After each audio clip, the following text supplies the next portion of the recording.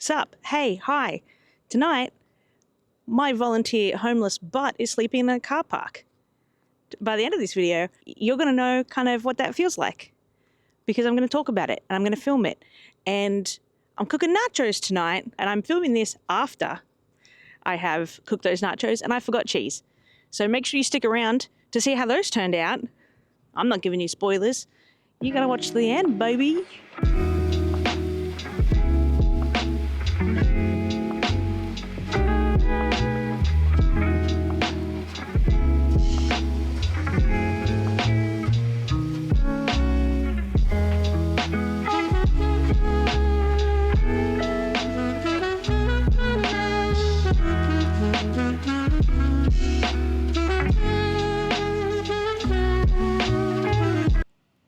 I completely forgot how I was going to open this and migrate to the van. But here we are, sleeping in a car park. I'm in my PJs. Nachos is coming up in the next little bit here. Nana's here. Elise is here, as always, because this is our house. And tonight, as you probably saw from the opening, we are sleeping in a car park tonight, specifically a shopping centre car park. Now, what is it like?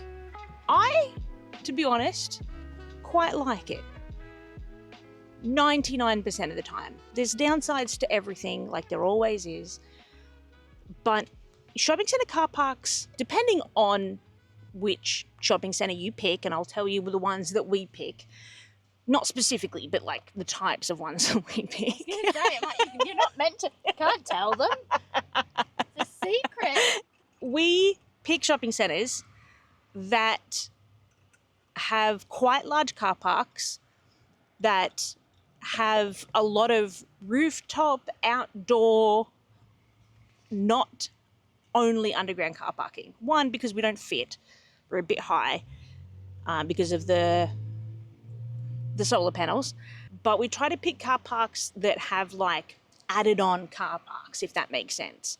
So the car park, as I'm sure that you've probably seen from the B-roll in opening, and I'm probably going to overlay it over what I'm talking about right now, it's kind of like an added on section. It's like there was a section of shops here, those shops got bought out by the supermarket, and now they've just tarred it up and made it an extra car park. It's not developed, it's just tarred, it's not concrete, it's not multi-leveled. It's just a straight up plain old car park. The furthest car parks from the shops, like the furthest section you can get from the actual core shops. So there's not many people that park here. Even like the only people that park here are people that are scared of getting scratches on their car, can't park their cars, or people with large cars. You know what I mean? Those are the only, if you see those kinds of people parking, that's the car park that you want to park in. Because most people aren't going to do away with the inconvenience of parking that far away or that far away from other people. So, number one, picking the Goldilocks car park, something that's towards the back but not super isolated. It's frequented, but not by everybody. As I said, you're looking for people who can't park their cars, have large car parks, or are afraid of getting their cars scratched. Those are the people that you're looking for. Follow those into their car parking spots. The second thing I like about car parks, they're lit up. There's street lights on them because the supermarket is liable for what happens on them. So if you get run over in a car park, that's the supermarket's responsibility to investigate that. So they're always really well lit. Most of them have at least some kind of security camera. 9 times out of 10, it's not monitored. Now, obviously, this is going to depend on where you live. What I have found in Australia, at least, is that most supermarkets, like the security guards or the security or center management, either don't care or they don't notice. which is kind of the same thing, really. Obviously, it goes without saying, leave no trace, don't leave anything out, don't make a mess, don't play stupid loud music. Obviously, no generators, don't have a picnic outside your van. You can cook outside like I'm about to. I think that that's fine, but you're not making it super obvious, Like we have later dinners. It's not like I'm doing it at 5 p.m. peak hour traffic coming through the car park, the parking lot. So the streets beside me, and I'm here cooking up nachos. No, that doesn't happen. Everyone's already inside making their own dinners when I'm making dinner. You know what I mean? I'm not in everybody's face living my life. I'm reserved. I want to stay here and I don't want to be a menace. What's the word I'm looking for? Inconspicuous. I'm inconspicuous. Like the only person that frequents down where we stay in this car park is the trolley boy. Man, he drives a tractor, so I don't know. He drives a tractor around and picks up the trolleys. And you know what? They ain't getting paid enough to report you. Nah. And no one's going to report you if you're not bothering anybody. That's my 2 cents. This is not legal advice, by the way. You should follow the laws. I just realized that might not be. Anyway, follow your local legal laws. Don't break the law. Something in my eye. So, we've only ever had one knock. So far in the 12 odd months that we've been doing this. And to be honest, it was understandable. I was sleeping near my workplace and the security alarm for my workplace went off. And they're like, there's a van at the front of a childcare centre. Yeah, so obviously I got a knock. It's probably the same in like the States and I'm pretty sure it's the same in the UK as it is in Australia, but you have to have it's like a working with children check. So as soon as I saw that it was security and I double checked before I unlocked my van, and you don't just, if you have cops or anyone that comes up and says that they're like police or says that they're security, make sure that you check to make sure that they are actually who they are supposed to be before you open your van. Especially, it doesn't matter if you are solo or not, but especially if you are solo, make sure that you check if you do get a knock, especially when you're in a car park. But as soon as I got that knock and I verified that he was security, I whipped out my working with children check card so fast. I'm like, I work here, I'm fine. It was really funny, actually. Anyway, so back onto car parks. You will often find, at least in Australia, I find this, places that I find that it's the nicest to park. You will find couriers having lunch breaks and having a break. You will find tow truck drivers waiting for calls. You will find these kinds of people. You will find another really good one is like road workers will potentially come and park their cars there. Because they tend to have bigger work vehicles when they're on their lunch breaks and they need those extra car spaces. So places where those kind of people go, because those people they just want to mind their business, and generally those type of people are going to leave you alone. You know what I mean? And that's ideally what you want. Car parks generally have some kind of security, either cameras, street lighting. They're generally well lit. So that minimizes kind of like planned attacks or planned thefts of your car, especially if you're not like in the sticks of the car park, like in the darkest little spots. You might think that that's a good idea to park like way in the back in the dark, but it just makes you look more sus, to be really honest with you. Someone's going to look and see like a van in the darkest spot in the car park and be like, what the... That's weird. You know what I mean? Where if you're like just in a normal area in the car park, under a street line, people are just going to think you're in the shop, or people are going to think that extra bonus points, by the way, if there's a bakery in the supermarket, like in the mall or whatever you want to call it, because then there's going to be people there nearly all the time. Most workers in Australia, we don't really have 24-hour supermarkets in Australia. I think you do in the States, but we don't have that. So most workers in the supermarket, they finish at 9 p.m, get out at like maybe 9:30, 10. Most overnight bakers start at like 10, 11. So you've got this weird crossover where there's always going to be someone in the car park. You picking up what I'm putting down? Yes, you are. It's a loaf of bread. Bonus points if there's a bakery, because there's going to be someone in the car park at all times. Okay, go. Yeah, no, I only like it because the rangers don't come and get us here. Oh, yeah, that's the other thing. I forgot to mention that. It's a private car park, right? So like, Yeah, so the car parks are owned by the malls. So the malls are more than likely going to send their security to come and tell you to leave, because they don't have the authority to fine you. They don't have the authority to arrest you. So they're going to send their security to tell you to leave, because they don't want to bother the cops, because that's a pain. That's a pain in the butt for them. like they can technically tow us, but what are the odds that it's going to actually, like, I'm going to wake up for that and then we're going to go. Yeah, the tow truck driver's going to, a tow truck driver's going to know. And he's going to knock on the car and then not tow you, because you're going to drive away. And then the tow truck driver's probably going to charge them all. Anyway, It's not worth the hassle. it's not worth the hassle for them to call the cops or a tow truck. They're going to knock on the van first. Where in Australia, we have the police.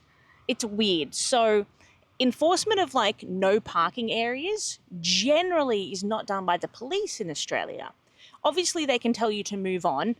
It's technically you're against the law, but the police just don't really do that here, because you're not breaking a federal law, you're breaking like local council law. Anyway, it's weird. Just, I've had great conversations with the police, and all of them have like, we don't care if you sleep here, we don't care where you sleep, just don't murder someone. Like, that's all they care about. Don't like rob someone or murder them. And we're sweet. That's all the police really care about, because, you know, where you sleep doesn't harm anyone. However, local council in Australia do care. They care very much. So we have rangers, generally park rangers that look after public parks.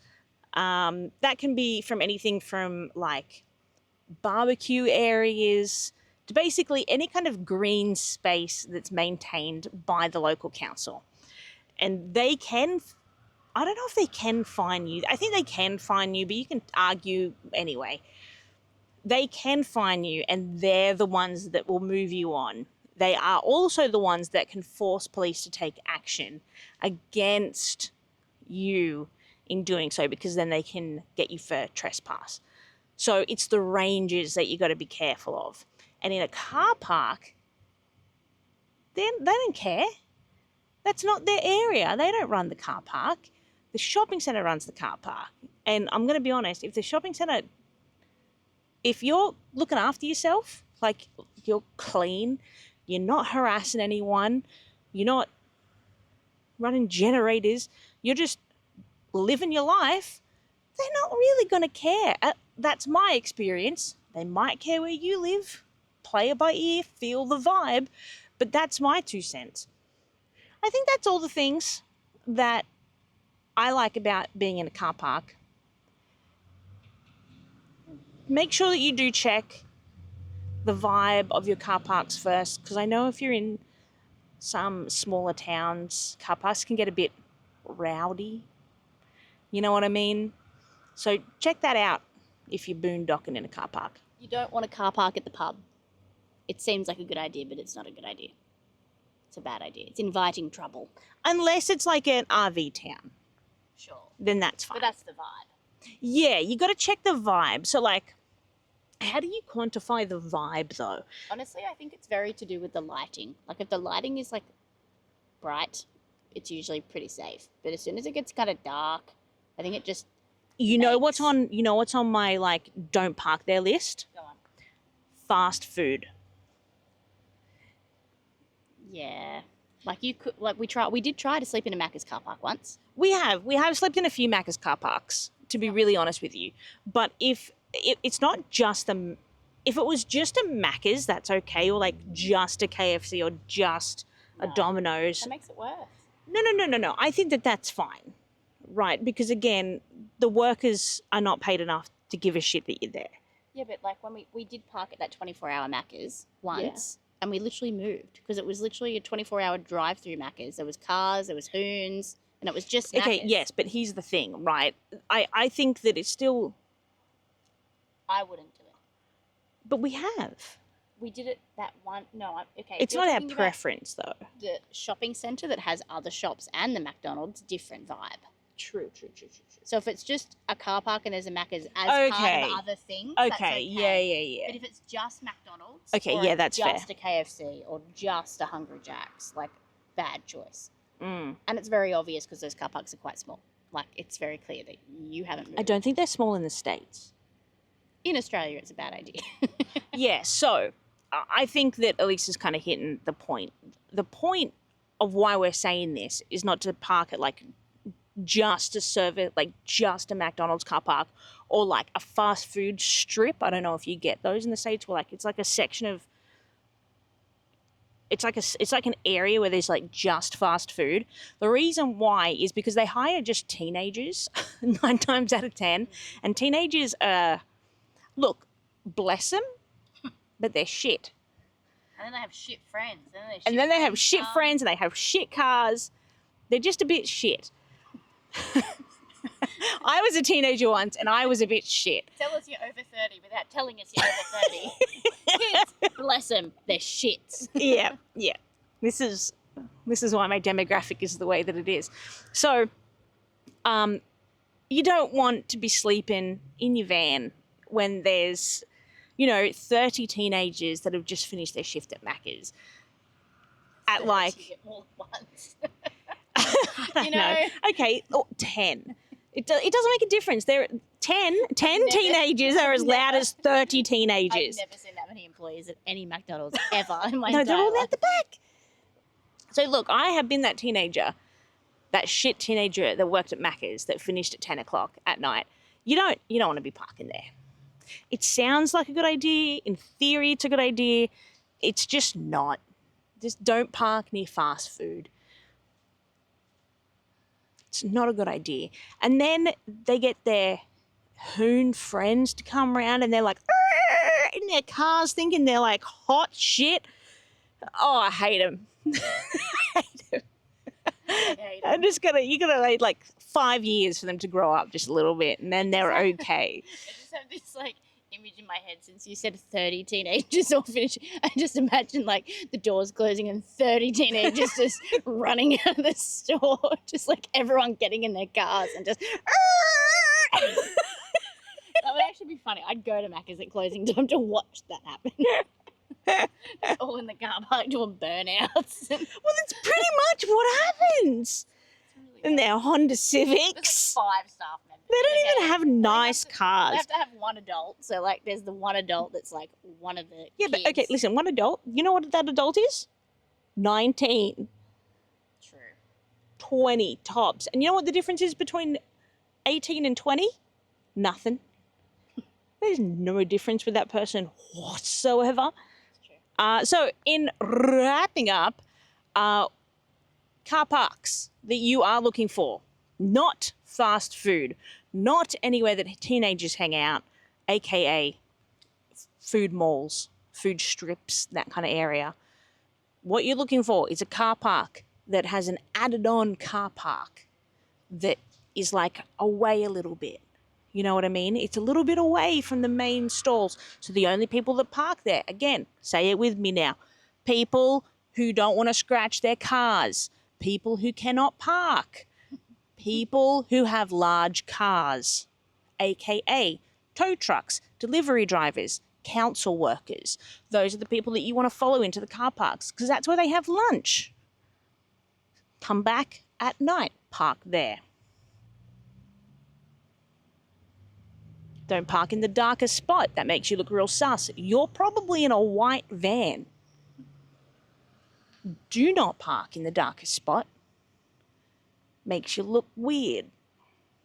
It's a common thing though. Like if you think you're being stealth, you're all like, ooh, I'm so stealth, I'm sneaky in the dark. But it's kind of like also terrifying. Yeah, it's like, why has that unmarked weird van been parked at the front of my house for like 4 days? Oh, it's mine. That's what it's that's probably what my brother thinks. Why is that? Oh, it's my adult older sister. Who I look up to and aspire to be like one day. Wait a minute. He absolutely doesn't. But look, my brother's not 30 yet, so he's got time. And I think you'll have a pretty good time. As I said, they're 9 times out of 10, the rangers aren't going to come after you. They're reasonably flat, they're reasonably well lit, and there's a pretty good chance that it's got a security camera, so if something does happen, you've at least got footage of it. How rude. So sorry. I'm tired. You're meant to be cooking. Rude. Yeah, we'll cook soon. Don't like me. All right. We are having nachos for dinner. I hope you stick around for that because I think it's going to be real tasty. We're using steak and beans. No avo though, because that shit's expensive and it never works out. It's bruised or isn't right for like 3 days. Okay, have a good time watching me 10 minutes in the future. Okay, bye. No, that's a really weird ending. I don't want to end it like that. And now we're going to make nachos. I've been recording for like 10 minutes and I forgot to hit record on the video. So here is a partly chopped up steak. And tonight we're making car park nachos. Join us. Why am I using steak, do you ask? I am using steak because I find, well, at least for me, it's less wastage because sometimes I might defrost meat, like a mince, for example, like a beef mince, and then decide that I don't want whatever I was going to have with the mince. So then I start defrosting a steak, but then I forget about the mince because it's in the fridge and I don't see it and I forget about it.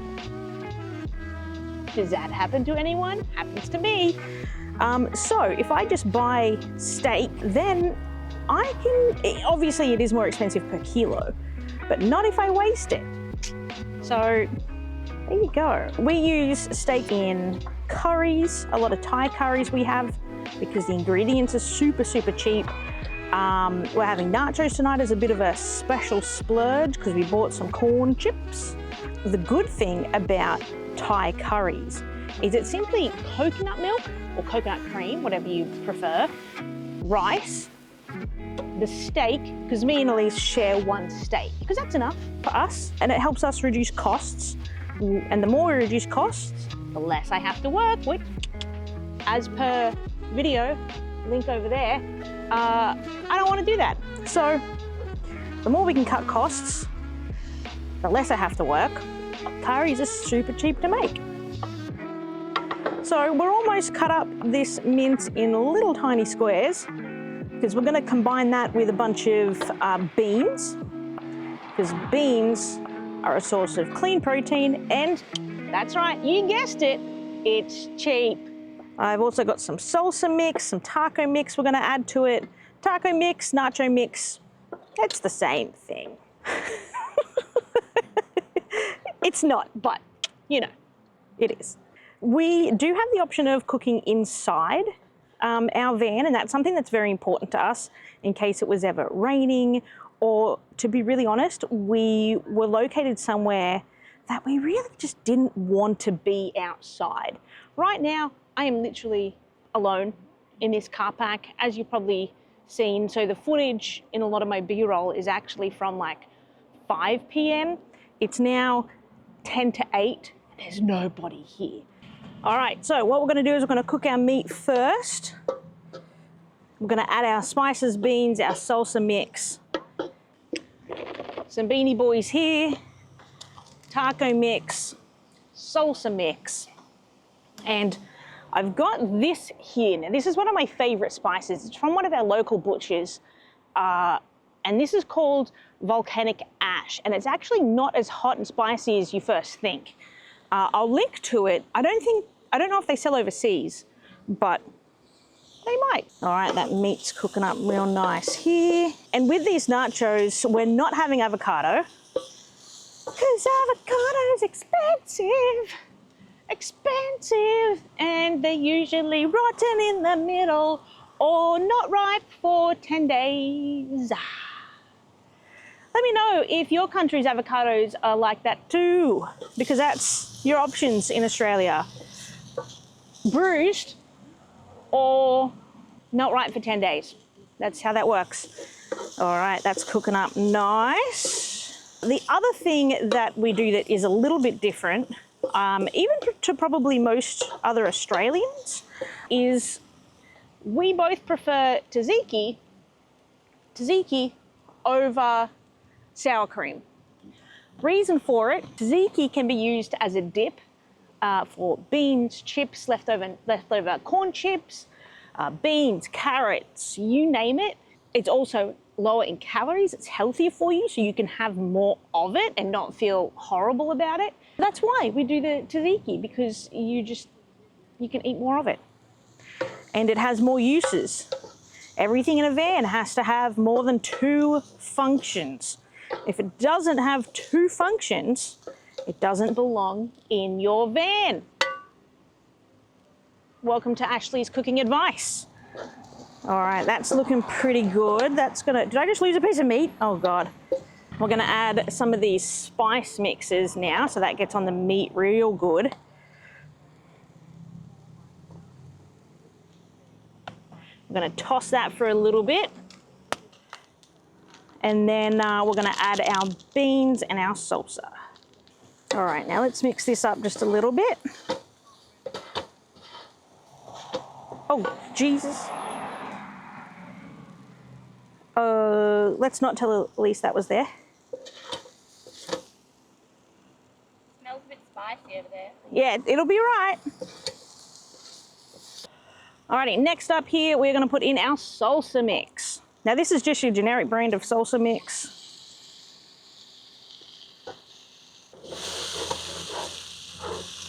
That is looking pretty hot dang good. Beans. Now that meat is over there doing all nice and lovely things, we're gonna put on some of our corn chips here.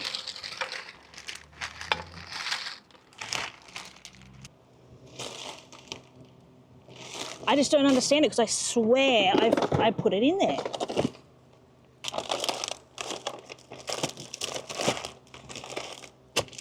Do you want me to go get some? I mean, it's either we have it without cheese or we can get some. I'm happy without cheese. It's up to you though. You're right without cheese. Yeah? So, left the cheese at my brother's house. So we're having cheeseless nachos. It's gonna be fine.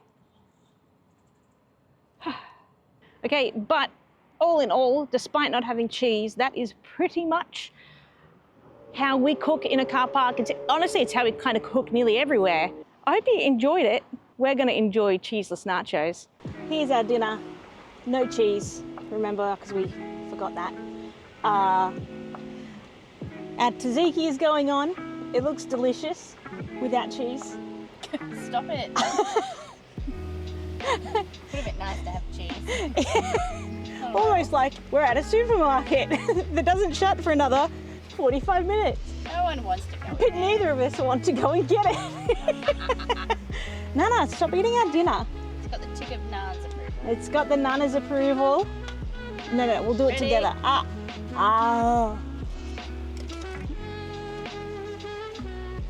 Is it good? Mm-hmm. Uh-huh. Oh, that's so good. It doesn't need cheese. Look. Everything's better with cheese. No. But that's fantastic. You should try that. Smell-o-vision, you need it. All right. Thank you so much for watching. Heckin' appreciate yous. Okay, goodbye. Enjoy everything. Have a great time. Your bi-weekly reminder to throw out your childhood toy. It's okay. And don't forget cheese when you go shopping. And buy cheese at the supermarket. But it'll be all right. Now's the time. It's been in the cupboard. You haven't looked at it for years. Donate it. Throw it away. So yeah.